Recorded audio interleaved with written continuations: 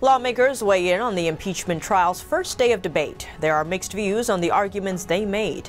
The Justice Department is beginning the process of replacing the federal prosecutors Trump appointed.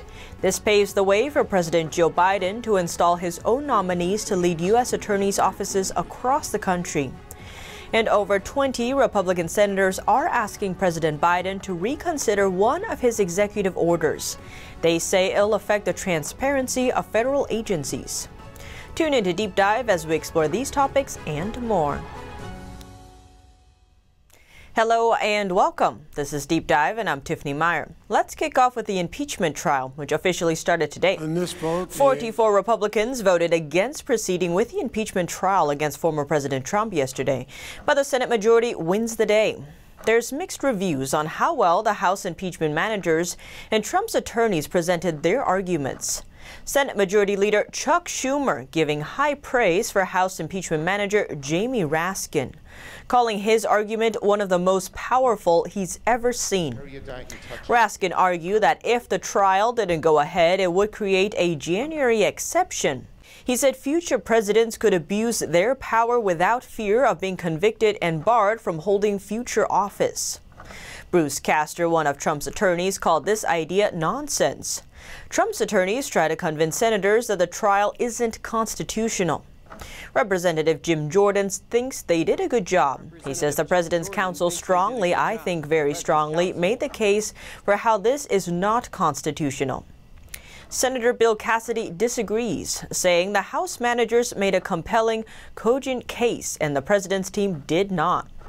Castor responded to Raskin's argument, saying if Democrats actually think that President Trump committed a criminal offense, he's out of office, you go and arrest him.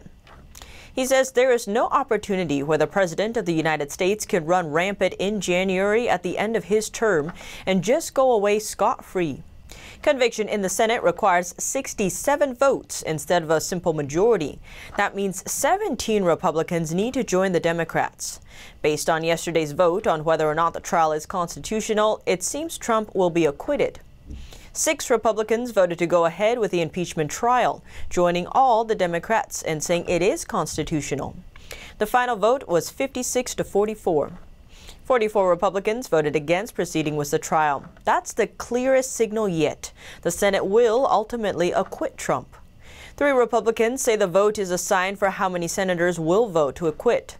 Senators Josh Hawley, Kevin Cramer, and Mike Brown all making similar statements.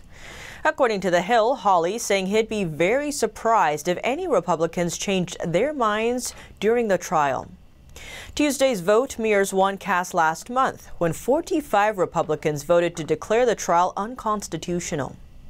Former Special Prosecutor Castor argues the Senate doesn't have the jurisdiction to hold an impeachment trial against former President Trump. Starr saying in comments to Fox News on Monday that the upper chamber cannot try a president after leaving office. He says the text of the Constitution to me is absolutely clear. That in judgment in cases of impeachment refers to the removal and possible disqualification. He argued that a former officer by definition cannot be removed.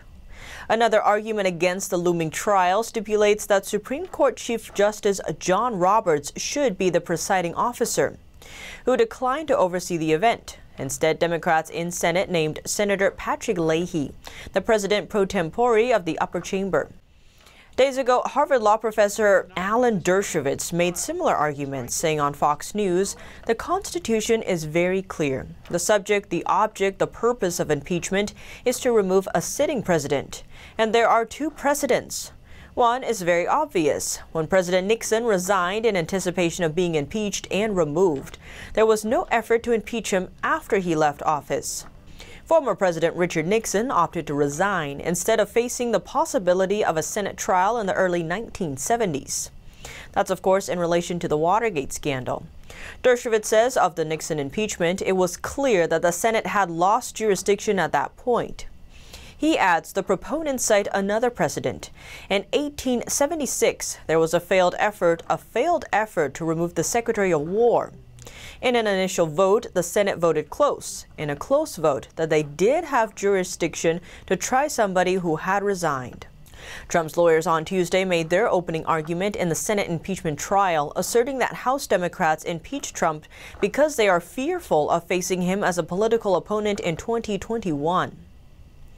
They say, "We are really here because the majority in the House of Representatives does not want to face Donald Trump as a political rival in the future.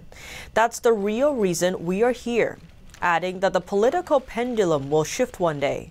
This chamber and the chamber across the way will change one day, and partisan impeachments will become commonplace. Senator Patrick Leahy, who is presiding over the impeachment trial, says he intends to conduct the proceedings with fairness to all. In a letter to his colleagues, he says he will adhere to the Constitution and to applicable Senate rules, precedent, and governing resolutions. Leahy is presiding over the trial in place of Chief Justice John Roberts, who turned it down. The House impeached Trump before he left office earlier this month for alleged incitement and insurrection during the January 6th riots at the Capitol. Trump later says he believes his speech to supporters on January 6th was appropriate. The trial could be short or drag on for weeks, depending on if witnesses are called forward. Now, in non-impeachment related news, more than 20 Republican senators are asking President Biden to reconsider one of his executive orders. They say it'll affect the transparency of federal agencies. President Biden's order revokes one of his predecessors that tells federal agencies to publish guidance on how they interpret and apply regulations. Former President Trump's order had bipartisan support, and it's credited with reducing wasteful federal regulation. Biden canceled the order on his first day in office. Now a group of 21 Republican senators wrote a letter to Biden asking him to reconsider. They say there is no good reason to reverse the policy, writing, "Without explanation, you describe this executive order as one of the harmful policies and directives that threaten to frustrate the federal government's ability to confront the pandemic, economic recovery, racial justice, and climate change." They know that Trump's order is based on popular legislation. The letter states that Biden's own Vice President, Kamala Harris, is on the record supporting it. The senators question why Americans subject to federal regulation should not have access to the policies they need to follow. The letter states it is simply wrong to believe that Americans are better off not knowing which and how federal rules and regulations apply to them. They want Biden to rescind his order or support the legislation Trump's order is based on. And the Justice Department is asking the U.S. attorneys Trump appointed to hand in their resignations. But there are two officials that have not been asked to resign. That includes Delaware U.S. Attorney David Wise, who's investigating Hunter Biden's taxes. The other is Special Counsel John Durham, who is investigating the origins of the counterintelligence probe into Trump and Russia. Press Secretary Jen Psaki said Biden's aim is to keep the DOJ free from any undue political influence. That's why Wise and Durham stay. Acting Attorney General Monty Wilkinson says until the U.S. attorneys are confirmed, acting ones will fill the role in the time being.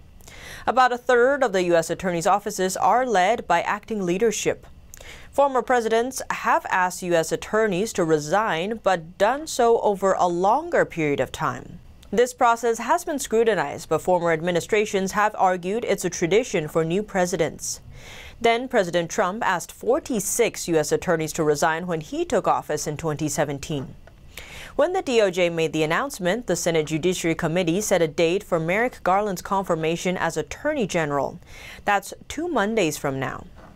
And a law professor on Facebook's Oversight board is joining Biden's Department of Justice. She's stepping down from the board to accept the position.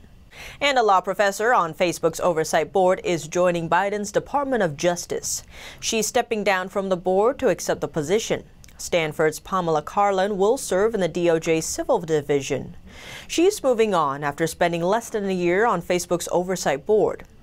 She said, "Working with my colleagues on the Oversight board to build a fair and more effective approach to content moderation has been an honor. The board has a critical role to play in holding Facebook to account." Karlan also helped with Biden's transition. She was listed as a volunteer on his DOJ agency review team. And you might have heard about her in the news before. In 2019, she testified at Trump's first impeachment trial. She made a joke at the expense of Trump's youngest son, Barron, who was only 13 at the time. She later apologized. And in 2009, the New York Times presented her as the favorite potential Supreme Court pick of the left. Her journey fits a pattern of revolving doors between Facebook and Democratic administrations. Last month, Facebook hired an Obama administration veteran. And at least 3 people in Biden's team used to work for Facebook, and they also held roles in the Obama administration. Facebook CEO Mark Zuckerberg gave $500 million to election officials ahead of the 2020 election. The Thomas More Society's Amistad Project claims these grants favored Democrat areas and violated election laws. Speaking of big tech, Trump's ban from Twitter is permanent, whether or not he runs for office again. Twitter's CFO confirmed on Wednesday, saying if you are removed from the platform, you are removed from the platform. He says the ban applies to whether you're a commentator, you're a CFO, or whether you are a former or current public official. Twitter permanently suspended Trump from the platform on January 8th. The social media website alleged the former president's final tweets had incited violence, although no criminal charges have been filed against him. Other than Twitter, Facebook, Google, and several other big tech firms suspended Trump around the same time. Apple and Google both removed social media platform Parler from their app stores. And days later, Amazon Web Services followed suit, effectively shutting the site down. Since then, there has been talk that Trump might launch his own platform. But what do you think? Let me know below. Thanks for tuning in to Deep Dive. I'm Tiffany Meier, and see you soon.